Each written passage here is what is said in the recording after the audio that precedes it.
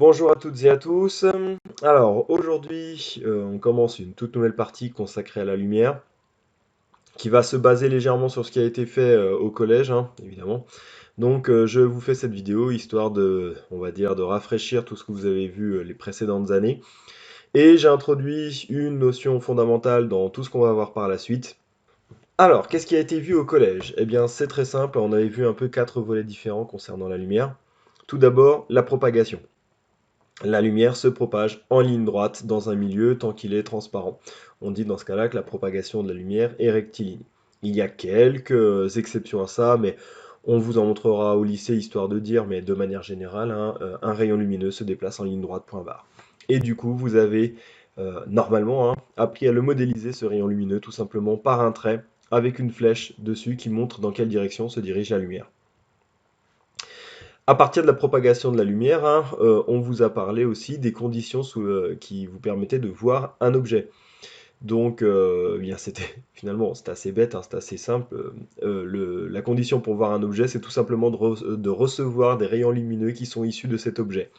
C'est idiot à dire, hein, mais un objet qui est dans une salle qui n'est pas dans la salle dans laquelle vous êtes là, hein, soit il émet, soit il renvoie des rayons lumineux, hein, mais comme ils n'arrivent pas jusqu'à vos yeux, ben, vous ne les voyez pas. Donc voilà, ça c'était la partie débile du programme de collège. Je pense que ça, bon, à peu près tout le monde est clair là-dessus. Et enfin, parmi les objets, on les avait classés en deux catégories. La source primaire, c'est-à-dire un objet qui émet de la lumière, hein, comme une ampoule, une flamme.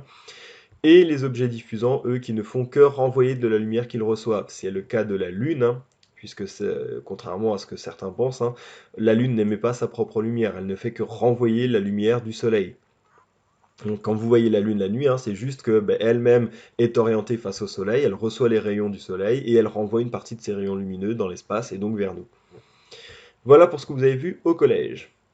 Alors, deux petits mots sur la vitesse de la lumière. Normalement, vous commencez en gros à connaître sa valeur, hein, 300 000 km par seconde pour arrondir, en tout cas c'est la valeur qu'on vous demande de connaître. Vous pouvez le voir en bas là, que sa valeur réelle est de 299 792 458 mètres par seconde. Une valeur que, évidemment, vous n'avez pas à connaître par cœur. Mais on peut voir que l'histoire de la mesure de la vitesse de lumière a été compliquée, hein. La première mesure faite par Galilée en 1600 s'est soldée par un échec. Faut dire qu'il s'était placé sur une colline, il essayait d'envoyer de la lumière à une personne située sur la colline à côté. Et cette personne, en retour, devait lui, pareil, lui envoyer de la lumière, et lui, il calculait le temps qu'il fallait à la lumière pour passer d'une colline à l'autre. Or, la vitesse est tellement élevée que, bah, à part ses réflexes, il n'a rien mesuré. Et donc ensuite, hein, c'est toute une succession d'expériences où il fallait faire preuve d'imagination, hein, pour essayer d'imaginer des distances très grandes pour pouvoir effectivement voir la lumière se déplacer. Donc finalement, la première mesure a utilisé des éclipses de satellites, hein, pour mesurer, pour avoir un ordre d'idée de cette vitesse.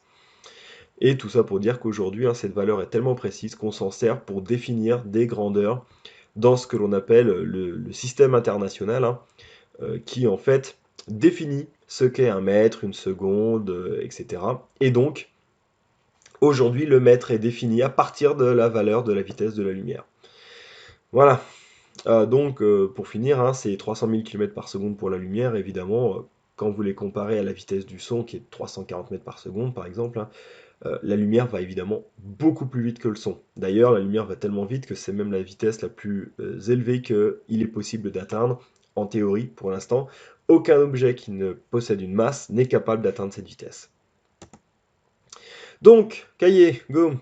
Parce que si on n'a pas eu le temps de le faire à la dernière séance, donc un grand beau sur une nouvelle page, chapitre 4, la lumière. Grand 1, rappel de collège. Je vous ai normalement distribué la feuille du rappel que je vous ai montré au début, là, vu au collège, vous me le collez là, du coup. Grand 1, rappel de collège, vous me collez ça en dessous. Et ensuite, grand 2, la lumière, une onde électromagnétique. Et là, histoire de faire efficace, hein, je vous renvoie, donc vous écrivez ça à la suite, hein, voir partie 1, page 275 de votre manuel. Et là, vous avez tout ce qu'il y a à savoir sur cette partie. Alors, on va donc parler de cette fameuse onde électromagnétique, hein, c'est-à-dire que comme le son, la lumière est une onde, c'est-à-dire une vibration qui se propage. Maintenant, pour ce qui est du son, la vibration était facile à vous expliquer dans le sens où c'était la vibration de la matière qui se propageait. La lumière, c'est un peu plus compliqué. Malheureusement, on ne peut pas, pour l'instant, vous expliquer ce qui vibre. C'est extrêmement compliqué, pas du tout à votre programme pour l'instant, hein. Et les non-scientifiques ne le verront probablement jamais. Mais c'est une vibration également. Et donc, à partir de là, on va définir une nouvelle grandeur qu'on appelle la longueur d'onde. Alors, rappelez-vous, sur le chapitre sur le son, on a parlé de la fréquence d'une onde.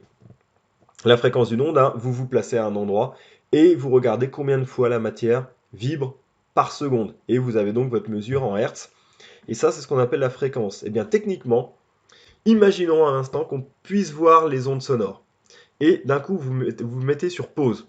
Vous allez voir ces vibrations, les différentes vibrations qu'il y a dans la salle qui se succèdent.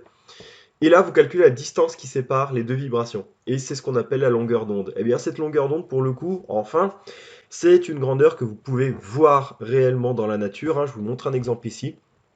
Typiquement les vagues, quand vous êtes au bord de la mer, la distance qui sépare chaque vague est constante. C'est une onde, hein. Et donc cette distance est constante. Et la distance que vous pouvez voir là, hein, entre deux vagues, c'est ce qu'on appelle effectivement la longueur d'onde. Pareil, hein, quand vous jetez un caillou dans l'eau, vous allez avoir toute une série de petites ondelettes, là, comme vous voyez en bas, là, qui se propagent. Et bien la distance qui sépare là, chaque ondelette, c'est ce qu'on appelle aussi la longueur d'onde. Et bien il se trouve qu'il y a pareil pour la lumière, à ceci près que on ne le voit pas forcément. Il faut des outils bien particuliers, hein, donc pour l'instant hors programme. Mais il se trouve que pour la lumière, on peut aussi mesurer une longueur d'onde. Alors, je vous explique tout ce que vous voyez là, ne flippez pas. Ici, justement, on vous montre ce qu'on peut obtenir, hein, avec un appareil de mesure, hein, de la propagation d'une onde lumineuse. Donc on vous présente l'amplitude de l'onde en fonction de la distance. C'est comme si on avait pris une photo, hein, et qu'on avait regardé où était l'onde à ce moment-là. Eh bien la distance qui sépare les deux maximums là, c'est ce qu'on appelle la longueur d'onde. Alors je vous parle des deux maximums, à noter que vous pouvez prendre aussi le milieu là avec le milieu là. Il faut juste prendre la distance qui sépare deux positions identiques d'une onde. Alors, chose importante à ne pas confondre, c'est-à-dire que là, je vous présente l'amplitude de l'onde en fonction de la distance, comme si on prenait une photo. Maintenant, on peut se placer en un point et montrer l'amplitude de la vibration en fonction du temps. C'est ce qu'on a fait dans le chapitre d'avant sur le son. On se plaçait à un endroit et on regardait toutes les combien de secondes l'onde repassait devant nous. Et donc, on obtenait des choses comme ça. Si vous vous rappelez bien, hein, la période, vous la mesuriez à partir du temps qui séparait deux positions identiques, hein, de vibrations successives. Et on avait parlé donc de fréquences élevées quand vous avez un grand nombre de vibrations par seconde et une fréquence faible quand vous avez un petit nombre de vibrations par seconde. Alors, on a la même chose pour la lumière, c'est-à-dire qu'on peut, en fonction du temps, là, vous avez ici le nombre de vibrations en fonction du temps, vous voyez que la vibration, là, se répète un grand nombre de fois par seconde. Vous pouvez voir là que dans l'intervalle ici, vous avez 1, 2, 3, 4, 5, 6, 7, 8, 9, 10, 11, 12 vibrations. Contrairement à en dessous, il n'y en a que 4 dans le même intervalle de temps. Donc au-dessus, là, on parlera d'une haute fréquence et en dessous d'une basse fréquence. Là, on est comme le son. Eh bien, si vous regardez bien, quand il y a une haute fréquence, la distance qui sépare les deux ondes, les deux vibrations successives, là, eh bien, elle est courte. Et finalement, ça se tient, c'est imaginer, on va reprendre l'exemple du haut-parleur. Le haut-parleur envoie une vibration, elle va se propager un peu. Si le signal est une haute fréquence, l'onde va se propager et très peu de temps après, le haut-parleur va recommencer à nouveau à vibrer. Et du coup, la distance entre les deux vibrations successives là, va être faible.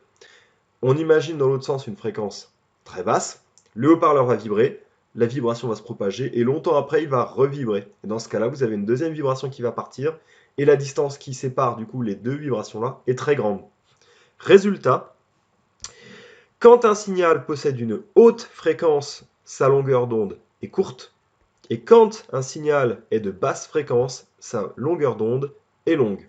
J'espère que ça va pour ça. Et donc dans le cas de la lumière, hein, rappelez-vous pour le son, on vous avait montré l'ensemble des fréquences, là, l'homme qui entend entre 20 Hz et 20 000 Hz, et qu'en dessous on parle d'infrason, au-dessus on parle d'ultrason. Eh bien pour la lumière, il y a la même chose. Pour la lumière, alors, parce que ces deux domaines se sont développés en parallèle, hein, pas du tout par les mêmes scientifiques, c'est vrai en termes de son, on préfère parler en fréquence, alors qu'en termes de lumière, on préfère parler de longueur d'onde. Bon, pas tout de suite, mais bien plus tard, vous verrez qu'il y a une relation directe entre les deux, hein. Mais donc, si on vous représente là l'ensemble des rayons lumineux qui existent en fonction de la longueur d'onde, eh bien, vous avez les rayons gamma, hein, des rayons issus de la radioactivité, par exemple, les rayons X utilisés en médecine, les UV qui vous bronzent, qui vous font une peau magnifique sur la plage, les infrarouges utilisés par les jumelles de vision nocturne, les micro-ondes qui vous permettent de chauffer votre petit-déj le matin, et les ondes radio qui vous permettent d'écouter la radio si vous écoutez encore la radio, et accessoirement, un certain nombre d'autres applications, en sachant que votre téléphone portable émet dans ces environs-là. Et il se trouve que là, au milieu, il y a une toute petite zone qui s'avère être ce que l'on appelle la lumière visible. Vous avez l'ensemble des couleurs que vous voyez dans la nature. C'est-à-dire que, et c'est là la notion importante, hein, chaque couleur correspond à une longueur d'onde précise. C'est-à-dire que votre œil est un détecteur de longueur d'onde. Il sait mesurer la distance qui sépare deux vibrations successives de la lumière. Et de là, il envoie cette information au cerveau.